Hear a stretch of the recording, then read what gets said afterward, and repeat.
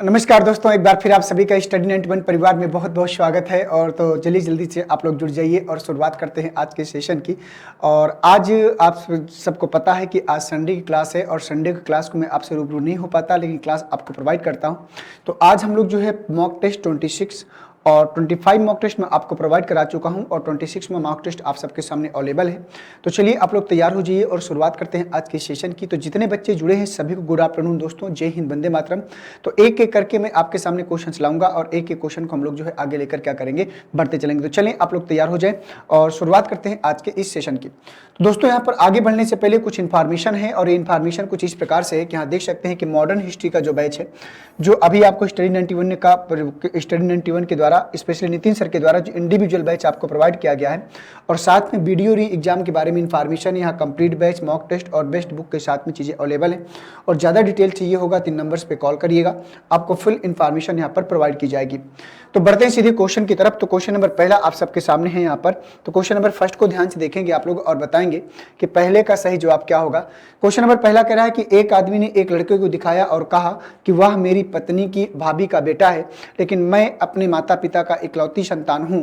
तो उस आदमी का बेटा उस लड़के से किस प्रकार संबंधित है। क्वेश्चन नंबर पहला छोटा सा क्वेश्चन है, इसको ध्यान से पढ़ें और बताएं कि इस प्रश्न का सही आंसर आप सब लोगों के अकॉर्डिंग क्या हो जाएगा। कोशिश करिए भैया।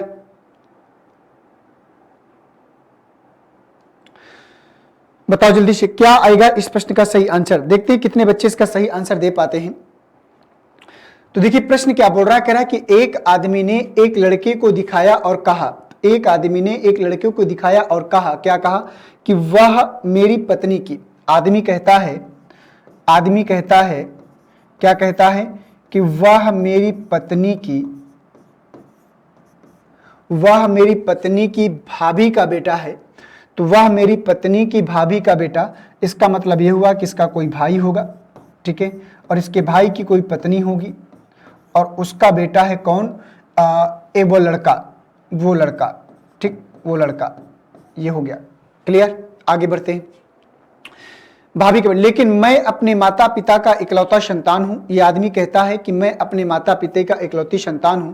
उस आदमी का बेटा, इस आदमी का जो बेटा है, इस आदमी का बेटा उस लड़के से किस प्रकार संबंधित है। तो ये जो बेटा है इस लड़के का क्या होगा, ये इसकी माँ है, ये माँ का भाई मामा, ठीक है, और ये मामा और ये मामा का लड़का हो जाएगा।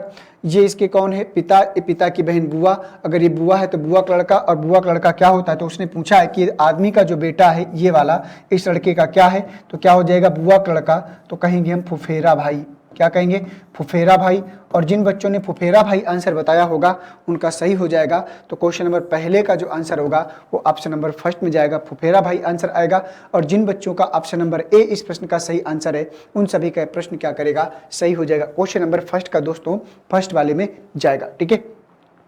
उम्मीद करता हूं कि पहला क्वेश्चन आप लोगों को समझ में आया होगा। बहुत टफ क्वेश्चन नहीं था, बढ़िया क्वेश्चन था और इसी प्रकार से क्वेश्चन आपको एग्जाम में देखने को मिलेंगे। बढ़ते हैं क्वेश्चन नंबर सेकंड की तरफ। ये आ गया क्वेश्चन नंबर सेकंड, इसको ध्यान से देख लें और बताएं कि इसका सही आंसर क्या होगा। देखिए क्या बोल रहा है, कह रहा है कि 31 विद्यार्थियों की कक्षा में रुचि और रूपा का क्रमांक ऊपर से क्रमशः 7वां और 11वां है। तो कह रहा है कि बताएं कि इनका क्रमांक नीचे से क्रमशः कितना होगा। क्वेश्चन नंबर 31 का आंसर बताएंगे आप लोग। तो यहाँ पर 2 लड़कियां हैं, एक रुचि है और एक कौन है, रूपा। दोनों का ऊपर से क्रमांक दिया है तो इनका क्रमांक नीचे से बताना है। दोनों का अलग अलग फाइंड आउट करिए और बताइए कि इसका सही आंसर क्या होगा।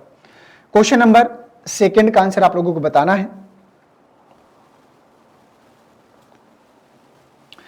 तो कुल विद्यार्थियों की संख्या यहां पर प्रश्न दे रखा है। तो कुल विद्यार्थियों की संख्या यहां पर कितनी आएगी, 31 आएगा, ये आपको पता है। और यहां पर बोल रहा है कि रुचि और रूपा का क्रमांक। तो मान लीजिए कि रुचि की बात करें, तो अगर यहां पर रुचि की बात करें तो रुचि का कुल व्यक्तियों की संख्या इक्वल टू 31 और प्रारंभ से स्थान कितना है, 7। अंत से पूछता है x और -1, 7 में 1 घटाएंगे कितना बचेगा, 6। तो x बराबर हो जाएगा 31 - 6। तो 31 में 6 घटाएंगे तो कितना आएगा, यहाँ पर 25 आ जाएगा। तो यहाँ पर 25 आंसर आएगा, अर्थात रुचि का नीचे से क्रमांक होगा 25वां होगा। अब बात कर लेते हैं रूपा की। किसकी बात करते हैं, रूपा की। रूपा की भी बात कर लेते हैं। तो कुल बच्चों की संख्या कितनी, 31, और रूपा का क्रमांक प्रारंभ से कितना है, 11, अंत से x और -1, 11 में 1 घटाएंगे कितना आएगा 10। तो ये हो जाएगा x बराबर 31, 31 में 10 घटाएंगे तो कितना बचेगा यहाँ पर 21, तो यहाँ पर 21 आएगा। तो 25 और 21, 25 21 कहाँ है ऑप्शन नंबर सेकंड में। तो दूसरे का जो आंसर होगा, तो रुचि का नीचे से क्रमांक होगा 25वां और रूपा का नीचे से क्रमांक होगा 21वां। तो क्वेश्चन नंबर दूसरे का जो आंसर होगा दोस्तों वो ऑप्शन नंबर सेकंड में जाएगा। आप लोग देख लें, अगर दूसरे का आप लोगों ने सेकंड वाला आंसर किया है तो निश्चित रूप से यह प्रश्न आपका क्या करेगा, सही होगा। 2 के बाद चलते हैं क्वेश्चन नंबर 3 में। ये आ गया क्वेश्चन नंबर 3, इसको ध्यान से देख लें और बताएं कि इसका सही आंसर क्या होगा। छोटा सा क्वेश्चन है, उसने बताया है कि ए का अर्थ डिवाइड है, बी का अर्थ माइनस है, सी का अर्थ गुणा है तथा डी का अर्थ डिवाइड हो, तो आपको बताना है कि इस समीकरण का वैल्यू कितना आएगा, 1 में, 2 में, 3 में या फिर 4 में। तो चलिए कोशिश करिए और बताइए कि इसका सही आंसर क्या होगा। मैं थोड़ा साइड में हूँ क्योंकि आपको क्वेश्चन दिखेगा नहीं अगर मैं आ गया तो। चलिए कोशिश करिए।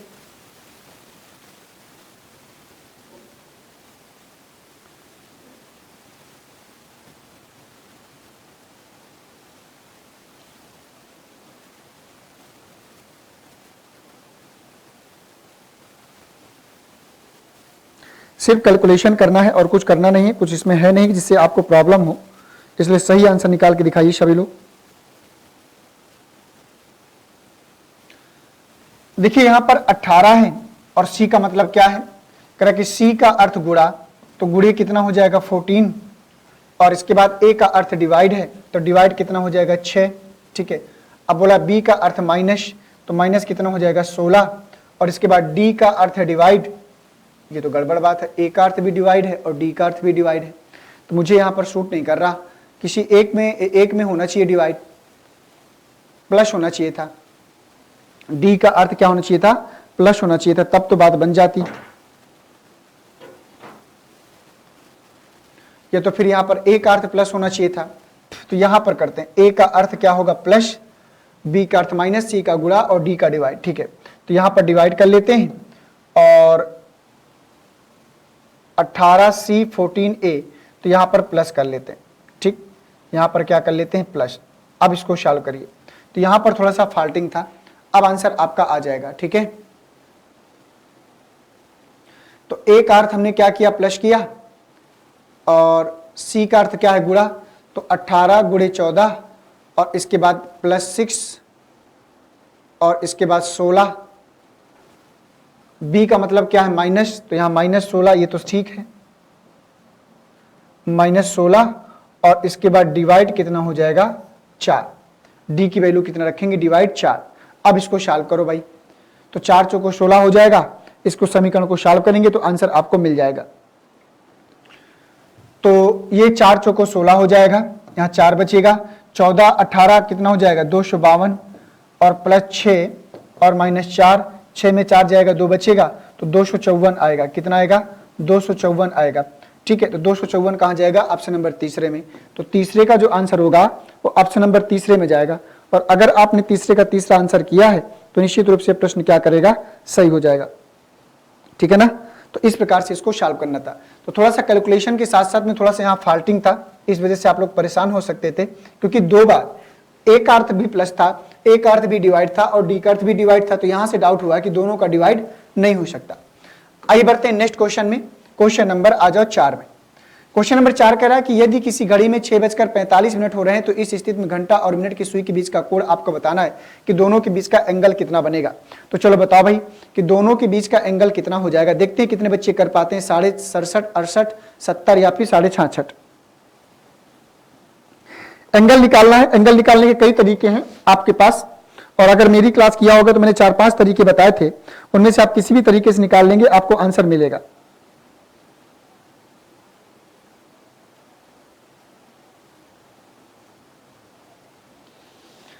उसने कहा कि 6:45 पर कितने अंश का कोण बनेगा। तो घंटे की सुई 6 पर होगी, मिनट की सुई कहां पर होगी 9 पर। इन दोनों का अंतर निकालेंगे तो 3 का अंतर आएगा, अंतर निगेटिव में। 3 का गुणा कराएंगे, 3 3 का 9 कितना आएगा 90। तो 45 का आधा कितना होगा बताओ भाई, 45 का आधा कितना होगा, तो 22.5 होगा। तो यहां पर 22.5 आपको क्या करना है, घटाना है। तो 22.5 यहां घटाएंगे तो यहां पर 5 आएगा और इसके बाद यहां पर कितना जाएगा 9 और 9 में 2 जाएगा कितना आएगा 7 और यहां पर 8 में 2 गज 6, तो 67.5 डिग्री का बनेगा। और 67.5 डिग्री कहाँ जाएगा? ऑप्शन नंबर फर्स्ट में। तो 4 का जो आंसर होगा वो 67.5 डिग्री का एंगल बनेगा। देख लें आप लोग, अगर आप लोगों ने 67.5 डिग्री का एंगल बनाया है तो निश्चित रूप से प्रश्न आपका क्या करेगा? ऑप्शन नंबर ए में जाएगा और सही हो जाएगा। ठीक है, उम्मीद करता हूं कि प्रश्न आप लोगों का सही हो गया होगा। आइए बढ़ते हैं क्वेश्चन नंबर 4 के बाद क्वेश्चन नंबर 5 में। यह आ गया क्वेश्चन नंबर 5। इसको ध्यान से देख लें और बताएं कि 5 का सही आंसर क्या होगा।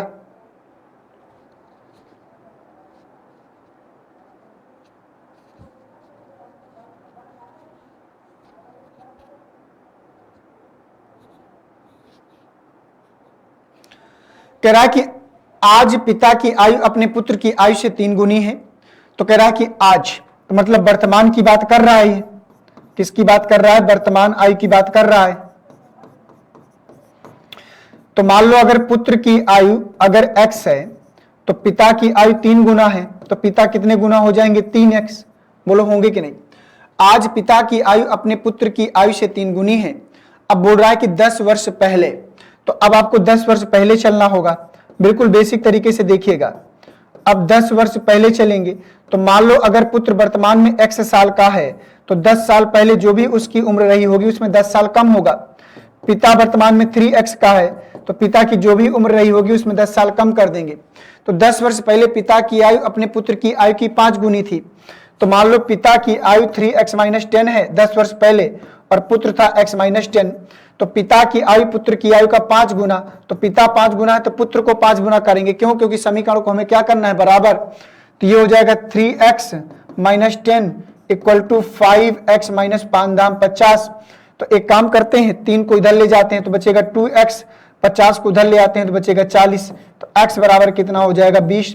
x की वैल्यू 20 आएगी। तो आज पुत्र की आयु, तो पुत्र की वर्तमान आयु x की वैल्यू कितनी है? 20। तो 20 वर्ष निकल कर आएगा। तो 5वें का जो आंसर होगा वो पहले में 20 वर्ष आएगा। और जिन बच्चों ने 5वें का ऑप्शन नंबर ए बताया होगा उन सभी का प्रश्न क्या करेगा? सही हो जाएगा। तो पुत्र की जो पुत्र वर्तमान में x साल का था और x की वैल्यू हमने कितना निकाला है? 20। तो 20 साल ही हो जाएगा, कुछ ज्यादा करना नहीं था। तो 5वें का जो आंसर होगा वो ऑप्शन नंबर किस में जाएगा? फर्स्ट में जाएगा। आप लोग देख लीजिए, अगर आप लोगों ने ऑप्शन नंबर फर्स्ट या 20 वर्ष बताया है तो निश्चित रूप से प्रश्न आपका क्या करेगा? सही हो जाएगा। क्लियर है? चलिए बढ़ते हैं क्वेश्चन नंबर 5 के बाद क्वेश्चन नंबर 6 में। ये आ गया क्वेश्चन नंबर 6। इसको ध्यान से पढ़िएगा और बताइएगा कि 6 का सही आंसर क्या आएगा। कह रहा कि टीवी देखने वाले 500 दर्शकों के बीच हुए सर्वेक्षण में निम्नलिखित जानकारी प्राप्त हुई है। 285 दर्शक फुटबॉल देखते हैं, 195 दर्शक हॉकी खेल देखते हैं, 115 दर्शक बास्केटबॉल खेल देखते हैं, 45 दर्शक फुटबॉल और बास्केटबॉल देखते हैं, 70 फुटबॉल हॉकी दर्शक हॉकी खेल देखते हैं, 50 दर्शक हैं सब जगह, दर्शन नहीं होगा, ठीक है। 50 दर्शक कोई तीनों में से कोई खेल नहीं देखते हैं। कितने दर्शन तीनों खेलों में से किसी एक खेल को देखते हैं? बताओ भाई,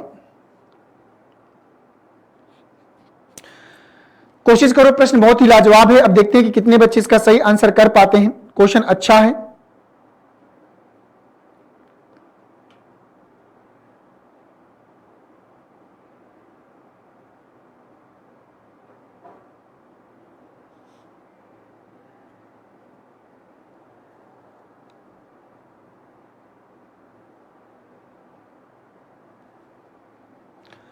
तो आ जाओ इसको बनाते हैं। दोस्तों यहां पर डायग्राम को बनाना पड़ेगा। तो ये एक डायग्राम हो गया, ये 2 डायग्राम हो गया और ये 3 डायग्राम हो गया, ठीक है। इस प्रकार से करा कि 285 दर्शक फुटबॉल, तो ये मान लो फुटबॉल का डायग्राम है। 285 दर्शक फुटबॉल, 195 दर्शक हॉकी, तो ये हॉकी का डायग्राम है 195, और 115 दर्शक बास्केटबॉल, तो जो बास्केटबॉल का डायग्राम होगा 115, ये कुछ यहां पर जाएगा, ठीक है। बास्केटबॉल का 115 मैंने नीचे लिखा है, हो सकता है आप लोगों को दिख रहा है कि नहीं पता नहीं। अब इसके बाद आगे बढ़ते हैं। अब प्रश्न कह रहा है कि 45 दर्शक फुटबॉल और बास्केटबॉल दोनों देखते हैं। तो 45 दर्शक जो है फुटबॉल और बास्केटबॉल दोनों देखते हैं। तो पहले हम कि तीनों दर्शक, तीनों को अगर संख्या पता चल जाए तो ज्यादा बात बन जाएगी, है ना। तो अगर यहां पर 285, 195 और 115, तो 285, 195 और 15, 285, 195 और 115 ना, इस प्रकार से अगर चले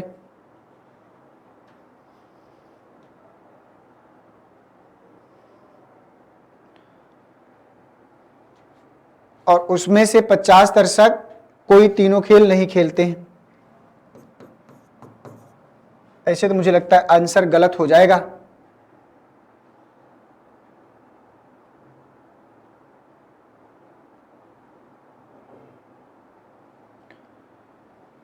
तो चलो देखते हैं पहले, 2, 2, 4, 1, 5, ऐसे नहीं आएगा। कह रहा कि 50 दर्शक कोई तीनों में से कोई खेल नहीं देखते हैं, ये ऐसा प्रश्न बोला है।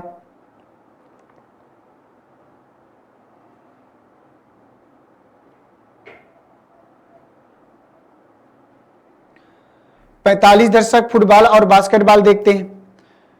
45 दर्शक जो हैं वो फुटबॉल और बास्केटबॉल क्या करते हैं, दोनों देखते हैं। तो 45 दर्शक फुटबॉल और बास्केटबॉल खेल देखते हैं। तो 45 दर्शक फुटबॉल और बास्केटबॉल दोनों देखेंगे, तो फुटबॉल और बास्केटबॉल दोनों, तो फुटबॉल और बास्केटबॉल 45 देखते हैं। तो इसका मतलब ये हुआ कि तीनों खेल खेलने वालों की संख्या, तो जब तीनों खेल खेलने वालों की संख्या यहाँ कितनी निकल कर आएगी, 20 निकल कर आएगी। तो तीनों खेल खेलने वालों की संख्या, अब इसके बाद कह रहा कि 45 जो है दर्शक फुटबॉल और बास्केटबॉल खेल देखते हैं। तो जब 45 दर्शक फुटबॉल और बास्केटबॉल देखते हैं तो 20 यहाँ पर है, तो 25 की यहाँ 25 बचेगा, यहाँ कितना बचेगा 25। अब आगे प्रश्न क्या बोल रहा है कि 70 दर्शक फुटबॉल और हॉकी देखते हैं। तो फुटबॉल और हॉकी 70 में से 20 ऑलरेडी है, तो यहाँ कितना बचेगा 50, यहाँ 50 बचेगा। आगे क्या बोला है कि 50 दर्शक हॉकी और बास्केटबॉल देखते हैं। तो हॉकी और बास्केटबॉल 50, तो यहाँ कितना बचेगा 30, यहाँ कितना बचेगा 30 बचेगा। ये हमने निकाल लिया। अब इसके बाद केवल फुटबॉल की संख्या निकाल लेते हैं। तो दोस्तों यहाँ पर कितना आएगा 50, 20, 70 और 70 और 20, 90, 5, 95, तो यहाँ 95। तो 285 में आपको 95 घटाना है, तो 5, 5 0 आएगा, और यहाँ पर 18 में 9 आएगा, और यहाँ पर 1, तो 190 यहाँ पर आएगा। यहाँ पर कितना निकल कर आएगा 190। तो केवल फुटबॉल खेलने वालों की जो संख्या हो जाएगी वो कितनी हो जाएगी 190 हो जाएगी। अब इसको जोड़ लो भैया, तो 30, 20, 50 और 50, 100। तो यहाँ पर केवल हॉकी खेलने वालों की संख्या कितनी हो जाएगी 90, और यहाँ पर 30, 20, 50, 20, 70, 5, 75। तो 115 में आपको कितना घटाना है 75, तो भी यहाँ कितना बचेगा 40। तो यहाँ पर निकल कर आएगा 40। तो केवल बास्केटबॉल खेलने वालों की संख्या कितनी आएगी 40। अब देखो उसने पूछा क्या है, कितने दर्शक तीनों खेलों में से किसी एक खेल को देखते हैं। तो किसी एक खेल को देखने वाले दर्शकों की संख्या, तो एक खेल को देखने वाले दर्शकों की संख्या 190 ये हो गई, और एक खेल को देखने वाले 95 ये हो गए, और एक खेल को देखने वाले 40 ये हो गए। इन सबको जोड़ लो भाई। तो यहाँ पर 0, 5, 5, तो यहाँ पर कितना आएगा 5 आएगा। इसके बाद 9, 4, 13, तो 9, 9, 18, 18, 4, 22 की 2 आएगा, 1, 1, 2 आएगा, तो कितना आएगा 225, 1, 1, 2 और 1, 3, 325 आएगा। और 325 कहां जाएगा, ऑप्शन नंबर 4 में जाएगा। और अगर आप लोगों ने इसका ऑप्शन नंबर 4 आंसर बताया होगा तो प्रश्न निश्चित रूप से क्या करेगा, सही हो जाएगा। तो 190, 95, 40 को जोड़ेंगे तो 325 निकल कर आएगा। तो उसने बोला है ना, यहाँ पर कह रहा है कि कोई इसमें बोला है कितने दर्शक तीनों खेलों में से किसी एक खेल को देखते हैं। तो एक खेल को देखने वाले 190 फुटबॉल, 95 हॉकी और 40 बास्केटबॉल। तो टोटल यहाँ पर जो आंसर आएगा 325 आएगा। आइए बढ़ते हैं क्वेश्चन नंबर 6 के बाद क्वेश्चन नंबर 7 में। ये आ गया क्वेश्चन नंबर 7, इसको ध्यान से पढ़िए और बताइए। कह रहा कि एक एयरलाइन में 120 यात्रियों को हॉट ड्रिंक्स और आइस टी परोसे गए। 75 यात्रियों ने हॉट ड्रिंक्स का आनंद लिया, 62 ने आइस टी का आनंद लिया। यदि 40 ने दोनों का आनंद लिया तो कितने यात्रियों ने पेय पदार्थों में से किसी का आनंद नहीं लिया। उसने कहा कि 120 यात्रियों को, टोटल यात्रियों की संख्या 120 है, उसमें हॉट ड्रिंक्स और आइस टी परोसे गए हैं। तो 75 यात्रियों ने हॉट ड्रिंक्स का आनंद लिया, 62 ने आइस टी का आनंद लिया। तो चलो देखते हैं भैया, ये कुछ इस प्रकार से यहां पर जाएगा, ठीक है। तो उसने क्या बोला है, उसने बोला है कि 75 यात्रियों ने हॉट ड्रिंक्स का, तो हॉट ड्रिंक्स का आनंद लेने वाले कितने हैं 75, और 62 ने आइस टी का। तो आइस टी का आनंद लिया कितने लोगों ने, 62 लोगों ने। आगे क्या बोल रहा है, यदि 40 ने दोनों का आनंद लिया, तो 40 ने दोनों का आनंद लिया तो यहाँ 5 बनेगा, 7 में 4 जाएगा, कितना हो जाएगा 3 35, और यहाँ पर 2 6 में 4 जाएगा 2 22। अब सबको जोड़ लो भाई, तो 35 को और 40 को और 22 को जोड़ लो तो कितना आएगा, 5 और 2 कितना हो गया 7, और यहाँ पर 3 और 4 7, 7 और 2 9 97। कितना है 97। 97 लोग ऐसे हैं जो कुछ ना कुछ पसंद करते हैं। अब 120 में 97 घटा दो, क्यों क्या है उसने, तो कितने यात्रियों ने पेय पदार्थों में से किसी का भी आनंद नहीं लिया। 120 में से 97 तो कुछ ना कुछ आनंद ले रहे हैं। 10 में 7 जाएगा 3, और 11 में 9 जाएगा 2, तो 23 यात्री आपके पास ऐसे होंगे जो किसी भी हॉट ड्रिंक्स का आनंद नहीं ले रहे हैं। 120 में से 97 तो कुछ ना कुछ ले रहे हैं, या तो हॉट ड्रिंक्स ले रहे हैं, आइस टी ले रहे हैं, लेकिन यहाँ पर आपके जो है यहाँ पर जो बच रहे हैं तो उनमें से कोई किसी का भी आनंद नहीं ले रहा है। ठीक है, तो उम्मीद करता हूं कि बात आप तक पहुंच पाई। तो 23 यात्री ऐसे हैं जो किसी का भी आनंद नहीं ले रहे हैं। तो 7वें का जो आंसर आएगा वो तीसरे वाले में जाएगा। क्वेश्चन अच्छे थे दोनों ही। ये आ गया क्वेश्चन नंबर 8। ये भी क्वेश्चन अच्छा है। करा कि 100 अभ्यर्थियों के सर्वेक्षण से आइसक्रीम फ्लेवर, वेनिला, चॉकलेट और इसके बाद और स्ट्रॉबेरी की उनकी पसंद के संबंध में निम्नलिखित जानकारी प्राप्त हुई है। तो क्या बोल रहा है कि आइसक्रीम फ्लेवर हैं, आइसक्रीम के फ्लेवर हैं कौन कौन से, वेनिला आइसक्रीम, चॉकलेट आइसक्रीम और स्ट्रॉबेरी। ये फ्लेवर होते हैं ना आइसक्रीम के, आप लोग तो खाते हो भाई ज्यादा, है ना। तो वेनिला एक फ्लेवर है आइसक्रीम का, चॉकलेट एक फ्लेवर है आइसक्रीम का, और स्ट्रॉबेरी भी एक फ्लेवर है आइसक्रीम का। आप लोग आइसक्रीम के डिब्बे में जाते हो ना, तो फ्लेवर बताते हो भैया इस फ्लेवर की निकाल दो, है ना। ये लड़कियां ज्यादा करती हैं भाई, लड़कियों को ज्यादा पता होता है। आप लोग देख लो भाई सही है कि नहीं है, पता चल जाएगा। तो चलो देखते हैं पहले वेनिला। तो मान लो वेनिला फ्लेवर हो गया, ये आपका चॉकलेट फ्लेवर हो गया, और इसके बाद ये जो आपका है ये स्ट्रॉबेरी फ्लेवर हो गया। ठीक है, अब चलो देख लेते हैं क्या बोला है। 50 अभ्यर्थियों ने वेनिला, तो 50 अभ्यर्थियों ने वेनिला पसंद किया, 43 ने चॉकलेट को पसंद किया, 43 ने चॉकलेट को पसंद किया, 28 ने स्ट्रॉबेरी को पसंद किया। 28 ने किसको पसंद किया, स्ट्रॉबेरी को पसंद किया। अब आगे बढ़ जाओ, कह रहा है 5 ने स्ट्रॉबेरी वेनिला को, 5 ने भी तीनों फ्लेवर पसंद किए। अब 5 यहां पर ऐसे हैं जो तीनों फ्लेवर पसंद करते हैं, तो यहीं से शुरुआत करेंगे। तो 5 यहां पर ऐसे हैं जो तीनों फ्लेवर को पसंद करते हैं। अब 2-2 फ्लेवर को टारगेट बनाओ भाई। अब यहां से देखो, 13 ने वेनिला और चॉकलेट, तो 13 ने वेनिला और चॉकलेट पसंद किया, तो वेनिला चॉकलेट ये हो गया। तो 13 में तो यहां कितना बचेगा, 8 बचेगा, 8 और 5 13। वेनिला और चॉकलेट, इसके बाद कह रहा है 11 ने चॉकलेट और स्ट्रॉबेरी, करा कि 11 ने चॉकलेट और स्ट्रॉबेरी, तो 11 ने चॉकलेट और स्ट्रॉबेरी, तो यहां पर कितना आएगा 6 6 5 11। अब इसके बाद क्या बोल रहा है कि 12 ने स्ट्रॉबेरी और वेनिला, तो 12 ने स्ट्रॉबेरी और वेनिला, तो यहां कितना आएगा 7 आ जाएगा। ये टोटल कितना था 8 7 15, 15 5 20, तो यहां कितना बचेगा 30। इसके बाद यहां देखो भैया 8 5 13 कितना हो गया, 8 5 13, 13 6 19, तो यहां पर आपको जो है क्या करना है, तो यहां पर आपको 19 आए, तो 43 में आपको 19 घटाना है, तो 13 में 9 जाएगा कितना 4, और यहाँ 3 में 1 जाएगा 2, तो यहाँ कितना बचेगा 24 बचेगा।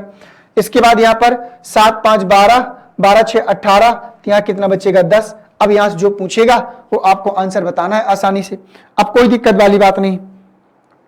तो पूछा क्या है, ऐसे कितने अभ्यर्थी हैं जिन्होंने चॉकलेट और स्ट्रॉबेरी तो पसंद किया लेकिन वेनिला को नहीं पसंद किया।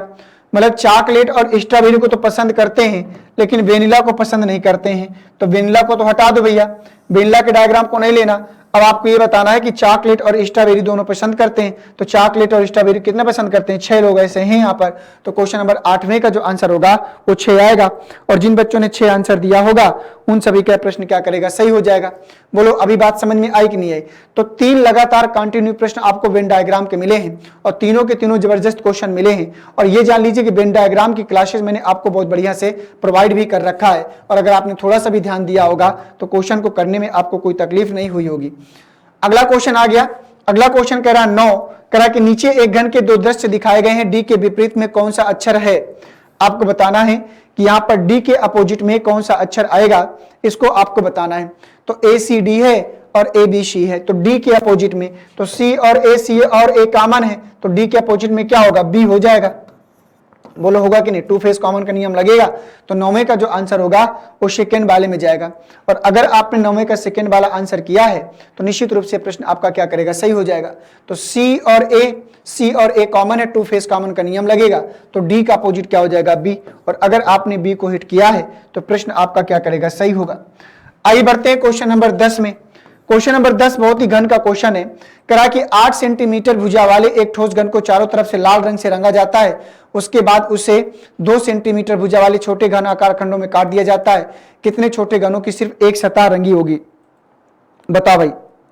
तो एक सतह रंगीन घनों का जो फार्मूला होता है, एक सतह रंगीन घनों का जो फार्मूला होता है यहां पर 6 और इसके बाद n-2 का होल स्क्वायर होता है। n-6 गुणे n-2 का होल स्क्वायर, n की वैल्यू निकाल लो, आपको आंसर मिल जाएगा। तो यहां पर 6 गुणे कितना हो जाएगा, 6 गुणे n-2 का होल स्क्वायर, ये आपका एक सतह का फार्मूला होता है। अब इससे आंसर कर लो भैया। तो n की वैल्यू कितनी आएगी, तो n की वैल्यू बराबर होती है बड़े घन की भुजा अपन छोटे घन की भुजा। बड़े घन की भुजा 8 है और छोटे घन की भुजा 2 है, तो 2 चौको 8, तो n की वैल्यू 4 आएगी। तो यहाँ पर 6 गुणे तो 4 - 2 का होल स्क्वायर, तो 6 गुणे कितना हो जाएगा, तो 4 2 का स्क्वायर 4, तो 6 चौको 24। तो कह रहा है कि एक सतह रंगीन घनों की संख्या कितनी आएगी, 24 आएगी। और अगर आपने इसका आंसर 24 बताया है तो प्रश्न आपका बिल्कुल सही हो जाएगा। ठीक है, तो चलिए बढ़ते हैं नेक्स्ट क्वेश्चन में और देखते हैं कि नेक्स्ट क्वेश्चन क्या आएगा। तो चलिए बताइए क्वेश्चन नंबर 11 का आंसर क्या आएगा। 1 जनवरी 2001 को रविवार था, तो 1 जनवरी 2003 को कौन सा दिन था, ये आपके सामने क्वेश्चन है, इसको ध्यान से देखिए और बताइए दोस्तों क्या आएगा।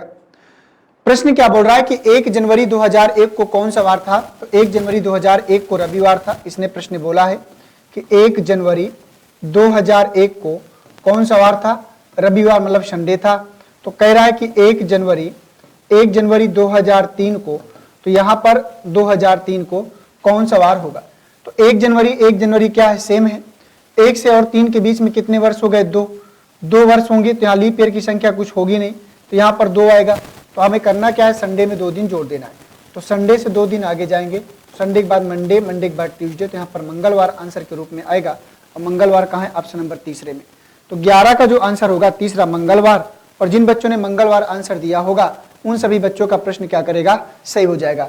तो वर्षों की ऑड एज की संख्या, तो एक साधारण वर्ष में एक ऑड एज होता है, तो यहाँ पर 2002 में और 2003 में एक ऑड एज हो जाएगा। तो इस प्रकार से यहाँ पर आपको आंसर मिलना था। आइए बढ़ते हैं नेक्स्ट क्वेश्चन में। क्वेश्चन नंबर आ जाओ 12 में। 12 का आंसर बताओ भैया क्या आएगा। 12 देखिए क्या बोल रहा है, कह रहा है कि दिए गए चित्र में प्रश्न चिन्ह के स्थान पर कौन सा अंक आएगा। और प्रश्न चिन्ह कहाँ है, ये क्वेश्चन मार्क में। तो आपको बताना है कि प्रश्न चिन्ह के स्थान पर कौन सा अंक आएगा। बताओ इसमें क्या किया जाए।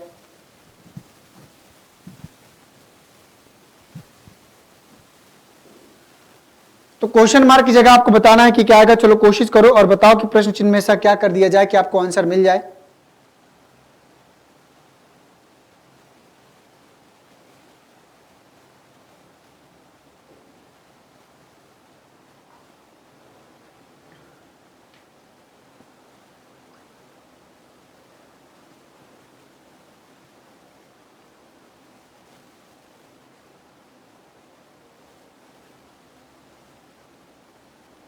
तो चलो देख लेते हैं।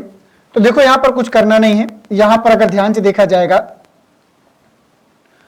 तो 7 में 9 का गुणा कराएंगे तो 63 मिलेगा।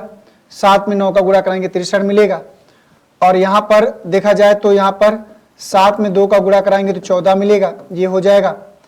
और इसके बाद 9 में 15 का गुणा कराएंगे तो 9 में 15 का गुणा कराएंगे तो 15 9 कितना होता है, 135। तो 135 आंसर के रूप में आएगा। ठीक है, 135 आएगा। तो सबका गुणा कराना है तो यहाँ पर 135 आएगा। तो 12 का जो आंसर होगा वो तीसरे वाले में जाएगा। तो बाहर वाली संख्या का मल्टीप्लाई कराना था। आइए बढ़ते हैं नेक्स्ट क्वेश्चन में। क्वेश्चन नंबर 13 में। 13 क्या बोल रहा है कि कुछ समीकरण किसी विशेष प्रणाली के आधार पर हल किए गए हैं, इसी आधार पर हल न किए गए समीकरण का सही उत्तर ज्ञात कीजिए। ये क्वेश्चन नंबर 13 कह रहा है कि 4 का स्क्वायर 7 है, 5 का स्क्वायर 7 है, 6 का स्क्वायर 9 है, तो 7 का स्क्वायर क्या होगा। बताओ भाई, ऐसा इसमें क्या कर दिया जाए। 4 का स्क्वायर 7 है, 5 का स्क्वायर 7 है, 6 का स्क्वायर 9 है, तो 7 का स्क्वायर क्या होगा। तो 4 का स्क्वायर कितना होता है, 16, मैं यहाँ पर करके दिखा देता हूँ। तो 4 का स्क्वायर कितना होता है 16, ठीक है। अब 16 में अगर 1 और 6 को जोड़ा जाएगा तो कितना मिलेगा 7। इसी प्रकार से 5 का स्क्वायर कितना होता है 25, तो 25 में इसी प्रकार से 2 और 5 को जोड़ा जाएगा तो 7। इसी प्रकार से 6 का स्क्वायर कितना होता है 36, तो 36 को 3 और 6 को जोड़ा जाएगा तो कितना हो जाएगा 9। इसी प्रकार से 7 का स्क्वायर कितना होता है 49। इसी प्रकार से 4 और 9 को जोड़ा जाएगा तो 4 और 9 कितना हो जाएगा 13, और 13 कहाँ जाएगा ऑप्शन नंबर सेकंड में। तो 13 का जो आंसर होगा वो ऑप्शन नंबर किस में जाएगा सेकंड में जाएगा। आप लोग देख लीजिए, अगर आप लोगों ने 13 का सेकंड वाला आंसर दिया है तो प्रश्न आपका सही हो जाएगा। तो 13 के बाद चलेंगे क्वेश्चन नंबर 14 में। एक क्वेश्चन नंबर 14 आ गया, इसको ध्यान से पढ़ लीजिए और 14 का आंसर बताने का आप लोग प्रयास करिए क्या आएगा। कह रहा कि कुछ समीकरण किसी विशेष प्रणाली के आधार पर हल किए गए हैं, इस आधार पर हल न किए गए समीकरण का सही उत्तर आपको ज्ञात करके बताना है।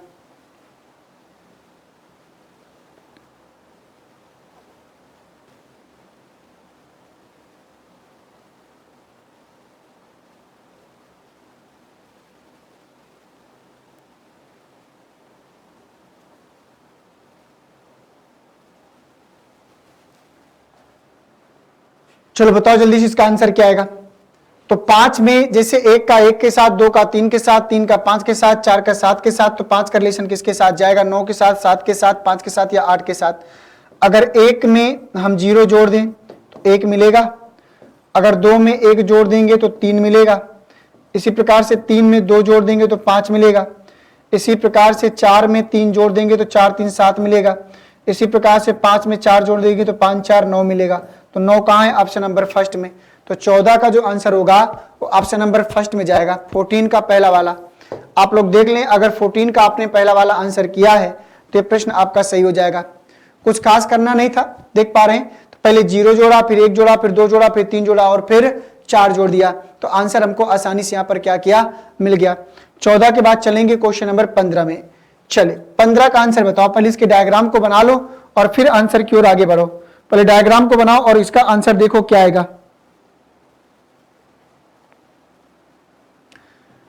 देखिए क्या बोल रहा है कि कुछ सिंह बिल्लियां हैं, सिंह होगा, कुछ सिंह बिल्लियां हैं, सभी बिल्लियां बाघ हैं, कोई भी बाघ हाथी नहीं है, सभी हाथी खरगोश हैं। चलो बताओ 15 का आंसर बताओ भाई। 15 का आंसर बोल रहा है कि कुछ सिंह बिल्लियां हैं, तो सिंह का कुछ पार्ट आपको बिल्ली को देना होगा।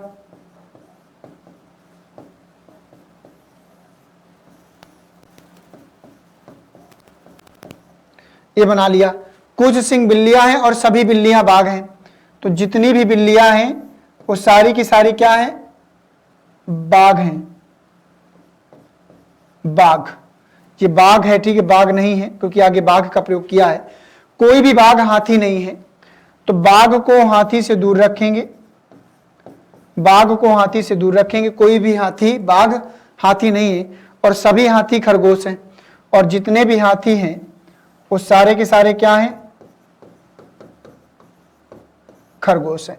कुछ इस प्रकार का डायग्राम आपको देखने को मिलेगा। कहा कि कुछ बाघ सिंह हैं, तो कुछ बाघ सिंह है, बात बिल्कुल सही है। कोई भी हाथी सिंह नहीं है, हाथी चाहे तो सिंह से रिश्ता रख सकता है, गलत बात हो गई। कुछ बिल्लियां हाथी हैं, कुछ बिल्लियां हाथी हैं, तो बिल्ली का हाथी से रिलेशन नहीं हो सकता, ये बात गलत है। कुछ बाघ बिल्लियां हैं, तो कुछ बाघ बिल्लियां बिल्कुल सही है, तो फर्स्ट और चौथा जाएगा।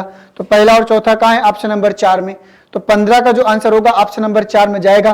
केवल निष्कर्ष फर्स्ट और फोर्थ क्या करता है अनुसरण करता है। और अगर आपने 15 का चौथा वाला आंसर दिया है तो प्रश्न आपका तभी सही होगा, और इसके सिवा अगर आपने कुछ दिया है तो प्रश्न आपका गलत। आइए क्वेश्चन नंबर 16 में।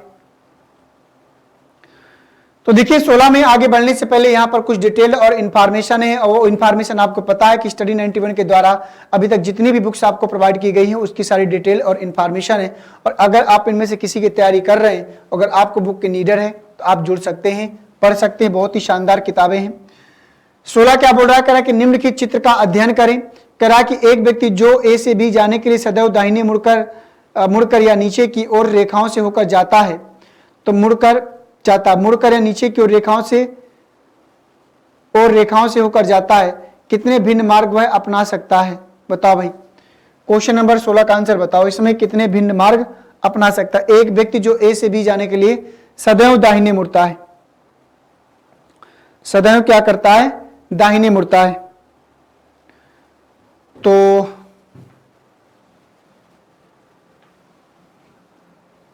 कितने मार्ग अपना सकता है वो?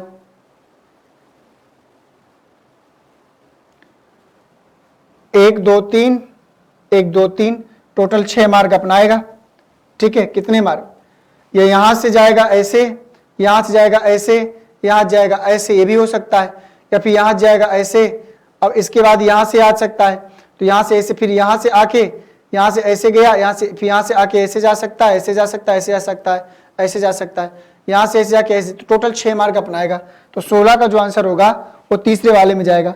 ये तो कॉमन सेंस का क्वेश्चन है, एक प्रकार से मान के चलो कि ये क्विज है जो आपको सॉल्व करना था।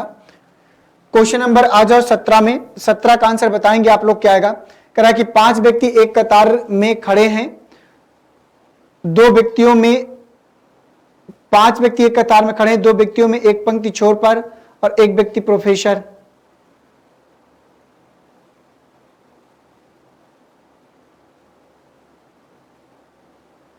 विद्यार्थियों के दाहिने एक एडवोकेट खड़ा है, व्यवसायी के बाएं एक लेखक है, विद्यार्थी प्रोफेसर एवं एडवोकेट के मध्य में खड़ा है। बाएं से गिनते हुए लेखक किस स्थान पर होगा? बाएं से गिनते हुए ये लेखक, तो लेखक है, तो बाएं से गिनते हुए लेखक किस स्थान पर होगा? चलो बनाओ भाई।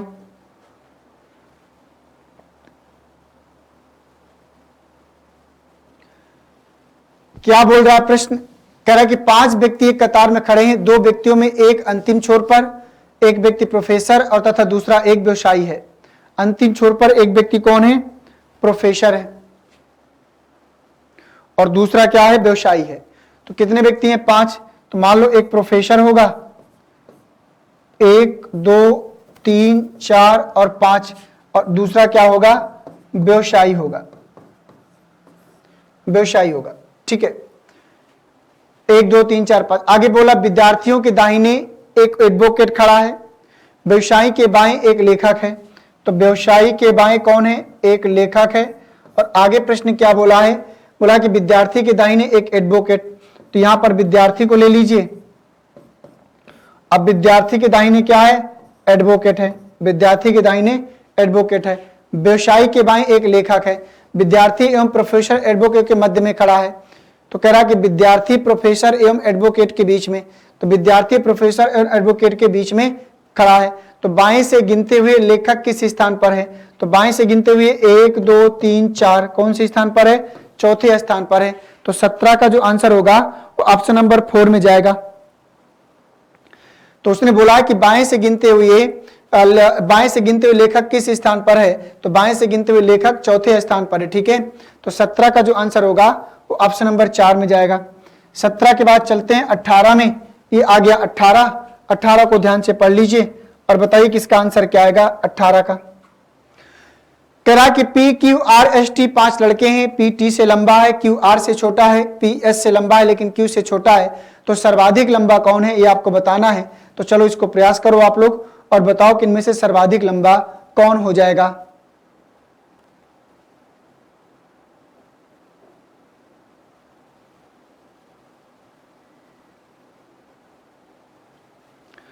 क्वेश्चन नंबर 18 को ध्यान से पढ़ लीजिए और बताइए कि इनमें से सर्वाधिक लंबा कौन हो जाएगा। क्वेश्चन को बना लीजिए और फिर इसका आंसर बताएंगे आप लोग।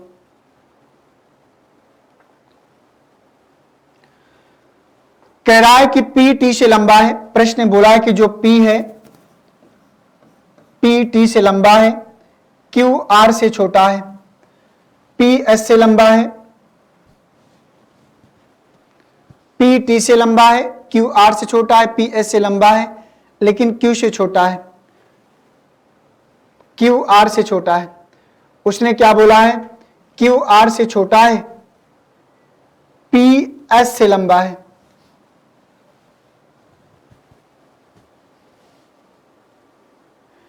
उसने बोला है कि क्यू आर से छोटा है, तो जो क्यू है वो आर से क्या है? छोटा है। क्यू आर से छोटा है, पी एस से लंबा है लेकिन क्यू से छोटा है। तो पी एस से लंबा है, पी एस से लंबा है लेकिन क्यू से छोटा है। तो ये हो जाएगा। तो P S से लंबा है लेकिन Q से छोटा है। अब यहां पर उसने बोला है तो सर्वाधिक लंबा कौन है, और P T से लंबा है। अब P T से लंबा है तो सर्वाधिक लंबा पूछ रहा है, तो सर्वाधिक लंबा कौन होगा, R। अब देखो सबसे छोटा पूछता तो अब P भी P T से भी लंबा है और P S से भी लंबा है, तो S और T में कौन लंबा है, इसका आइडिया बताना मुश्किल हो जाएगा। तो अगर प्रश्न ये पूछता कि सबसे छोटा कौन है तो आंसर नहीं मिल पाता, तो इनमें से कोई नहीं। और अगर सबसे लंबा पूछ रहा है तो आंसर R दे देंगे, ठीक है ना, ये आपको ध्यान देना है। तो यहां पर S और T में कौन लंबा है, इसका जिक्र यहां पर प्रश्न ने नहीं किया है, उसके बारे में नहीं बताया है, तो ये भी बात आपको यहां पर ध्यान देना होगा। आइए चलते हैं क्वेश्चन नंबर 19 में। जिस प्रकार कक्षा का संबंध छात्र से है उसी प्रकार प्रेक्षागृह का संबंध किससे होगा। जिस प्रकार छात्र कक्षा में रहते हैं उसी प्रकार रिलेशन को आपको बनाना है।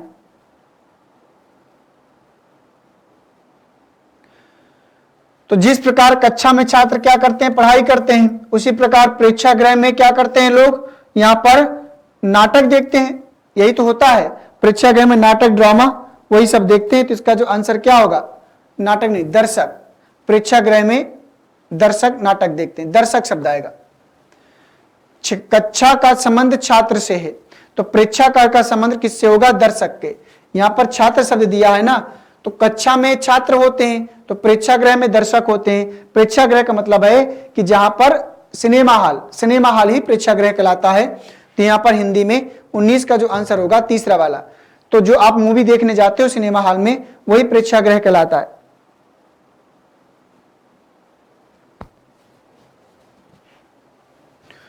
उन्नीस के बाद चलेंगे क्वेश्चन नंबर 20 की तरफ। ये आ गया 20 को ध्यान से पढ़ो और बताओ किसका 20 का सही आंसर क्या होगा। कह रहा कि यदि गगनज्योत का वेतन हाफिज के वेतन से 7/6 गुना है और सईद का वेतन हाफिज के वेतन से 8/7 गुना है, तो गगनज्योत और सईद के वेतन का अनुपात क्या होगा। बहुत बढ़िया प्रश्न है, बताओ इसका सही आंसर क्या होगा।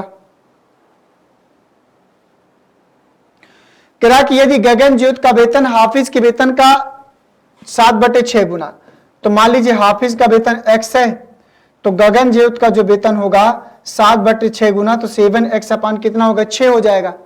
सईद का वेतन हाफिज के वेतन से 8/7 गुना, तो जो सईद है सईद का वेतन हाफिज के वेतन से 8 कितना है, 7 गुना। तो गगनज्योत और सईद के वेतन का अनुपात आपको बताना है। तो गगनज्योत और सईद के वेतन का अनुपात, तो चलो बताओ भाई। तो गगनज्योत और सईद के वेतन का अनुपात, तो 7x अपान 6 अनुपात 8x अपान कितना हो जाएगा, 7। अब इसका आंसर बताओ भाई, इसका रेशियो क्या जाएगा, अब ये आपको बताना है। तो भैया ये x से x क्या करेगा, कैंसिल हो जाएगा, इसका क्रॉस करा देंगे तो 7 7 कितना हो जाएगा, 49 और 8 6 48, तो 49 अनुपात 48 और 49 अनुपात 48 कहां जाएगा, ऑप्शन नंबर फर्स्ट में। तो अगर आप लोगों ने 20 का फर्स्ट वाला 49 अनुपात 48 आंसर बताया है तो प्रश्न आपका सही होगा। 20 के बाद चलेंगे 21 में, ये आ गया 21 नंबर। 21 नंबर क्या बोल रहा है, कह रहा है कि 5 मित्र A B C D और E एक पंक्ति में बैठे हैं और फिल्म देख रहे हैं। तो 5 व्यक्ति हैं, A B C D और E एक पंक्ति में बैठकर फिल्म देख रहे हैं। A और D अंतिम छोर पर बैठे हैं जबकि B ठीक बीच में बैठा है। यदि उत्तर देने के लिए किस अतिरिक्त जानकारी की आवश्यकता है कि A के बगल में कौन बैठा है। बताओ भाई, इसमें से किस अतिरिक्त जानकारी की आवश्यकता पड़ेगी कि A के बगल में कौन बैठा है।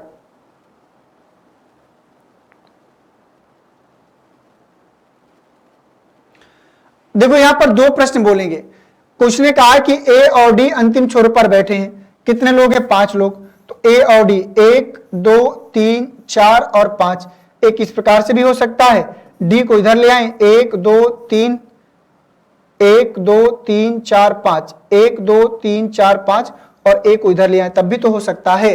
और कह रहा है जबकि B ठीक बीच में बैठा है, B क्या बैठा है, ठीक बीच में बैठा है, तो यहां पर भी B को ठीक बीच में बैठा लो। अभी दोनों बातें सही हैं। कह रहा कि यह उत्तर देने के लिए किस अतिरिक्त जानकारी की आवश्यकता है कि A के बगल में कौन बैठा है। तो A के बगल में कौन बैठा है आपको ये बताना है। तो चलो ध्यान से देख लेते हैं भैया। तो B C और E दोनों के ठीक बगल में बैठा है, तो B C और E दोनों के ठीक बगल में बैठा है। सी डी के बगल में नहीं बैठा है, तो सी डी के बगल में नहीं बैठा है, ठीक है। इसी को मुझे लगता है इसी से काम बन जाएगा। तो सी डी के बगल में नहीं बैठा तो सी यहां पर आएगा और यहां पर कौन आएगा, ई आ जाएगा। और उसने कहा कि सी डी के बगल में नहीं बैठा, तो सी डी के बगल में नहीं बैठा तो ई यहां पर आ जाएगा। ये भी हो सकता है, ये भी तो हो सकता है। तो ए के बगल में कौन बैठा है, तो इधर से देखा जाए तो इस वाले डायग्राम से कि कौन बैठा है, तो सी बी के बगल में बैठा है, तो सी बी के बगल में बैठा है, तो ये बात गलत हो जाती। और बी ई के बगल में बैठा है, ये भी नहीं कह सकते थे। तो यही वाला सबसे बढ़िया आंसर होगा। तो उसने पूछा है कि ए के बगल में कौन बैठा है, तो ए के बगल में सी यहां से और ए के बगल में सी यहां से, दोनों तरफ से सी आएगा। तो इसका मतलब हुआ 21 का जो आंसर होगा वो सेकेंड वाले में जाएगा। और अगर आप लोगों ने 21 का सेकेंड वाला आंसर किया होगा तो प्रश्न आपका पकड़ सही हो जाएगा। क्वेश्चन नंबर 22 में और 22 का आंसर बताओ। ये 22 का आंसर क्वेश्चन छोटा सा है, कॉमन कोडिंग डिकोडिंग का प्रश्न है, इसको करके दिखाओ आप लोग।